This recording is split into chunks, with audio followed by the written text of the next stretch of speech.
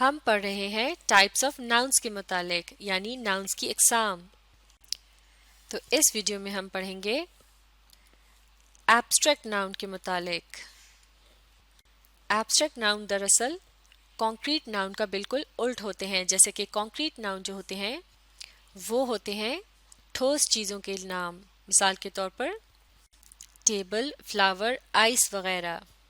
یعنی ایسی چیزیں کہ جن کے متعلق ہم انہیں دیکھ کر، چھو کر، سونگھ کر، چکھ کر یا پھر ان کی آواز سن کر ان کے متعلق بتا سکتے ہیں کہ وہ چیز کیسی ہے.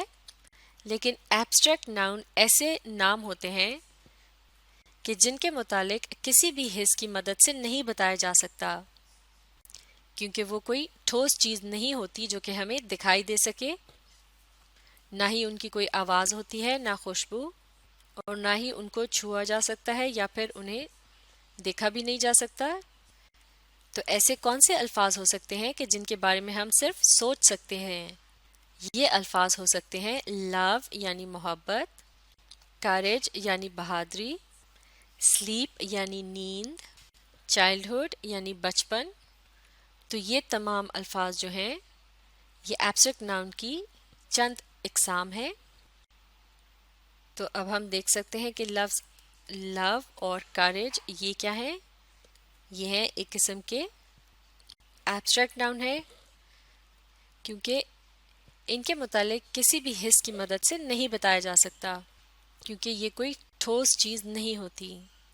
جیسے کہ لو جو ہے یہ نام ہے ایک فیلنگ یعنی احساس کا، جبکہ لفظ کریج یعنی بہادری یہ ہے ایک قسم کی کوالٹی یعنی خصوصیت یا پھر خوبی کہہ سکتے ہیں اسے. جیسا کہ اگر کوئی شخص بہادر ہو تو ہم کہیں گے کہ یہ اس کی کوالٹی ہے یعنی خوبی ہے. اب دیکھتے ہیں لفظ سلیپ اور لفظ چائلڈہڈ کو.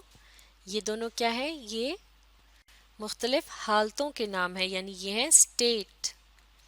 اسٹیٹ کہتے ہیں حالت کو.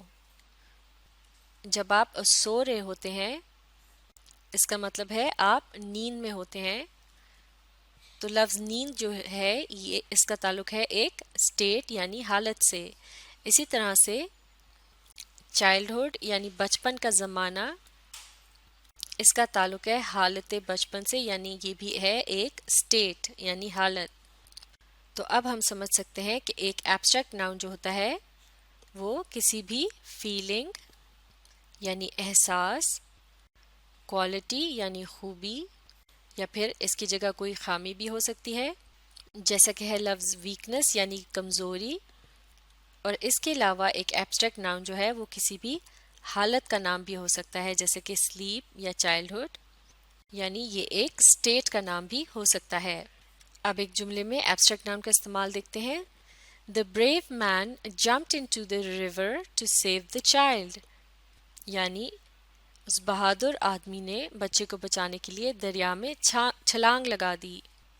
تو یہاں لفظ بریو یعنی بہادر، اس کی مدد سے ہمیں پتہ چل رہا ہے کہ یہ شخص جو تھا یہ دلیر تھا یعنی بہادر تھا. اور لفظ بریو جو ہے یہ کسی ٹھوس چیز کا نام نہیں ہے، بلکہ یہ کیا ہے؟ یہ ہے ایک کوالٹی کا نام، اس لیے یہ کہلائے جائے گا ایبسٹریکٹ ناؤن.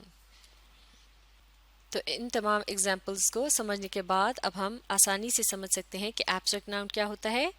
ایبسٹریکٹ ناؤن کا کام ہوتا ہے it names a feeling, quality اور اے اسٹیٹ. یعنی ایبسٹریکٹ ناؤن کو استعمال کیا جاتا ہے کسی بھی احساس، خوبی یا پھر حالت کے نام کے طور پر. جیسا کہ فیلنگ کی ایگزامپلز ہیں لو یعنی محبت اور فیئر یعنی خوف، یہ ہیں مختلف احساس. اور کوالٹی کی ایگزامپلز ہیں وائز یعنی عقل مند اور کیئرلیس یعنی لاپرواہ. اور اسٹیٹ کی ایگزامپلز ہیں سیڈ یعنی اداس، ہیپی یعنی خوش. تو یہ ہے ایبسٹریکٹ ناؤنس کی مختلف اقسام. تو ان تمام ناموں کا تعلق کسی بھی ٹھوس چیز سے نہیں ہے. ان کے متعلق سن کر، دیکھ کر، چھو کر، چکھ کر یا پھر سونگھ کر پتہ نہیں لگایا جا سکتا. تو یہ ہوتے ہیں ایبسٹریکٹ ناؤن. ان کو اچھی طرح سے سمجھنے کے لیے آپ اس ویڈیو کو ری پلے کیجیے اور اس کے ساتھ ساتھ پڑھنے اور سمجھنے کی کوشش جاری رکھیے.